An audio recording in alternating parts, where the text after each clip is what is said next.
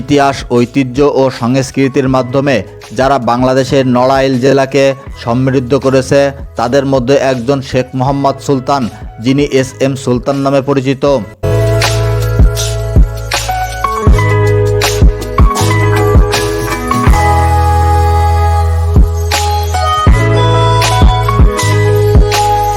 বিশ্ববরেণ্য এই চিত্রশিল্পীর স্মৃতি ও ঐতিহ্যকে ধরে রাখার জন্য তার নাম অনুসারে নড়াইল সরকারি ভিক্টোরিয়া কলেজের মাঠের চত্বরে এই এস.এম. সুলতান মঞ্চ করা হয়।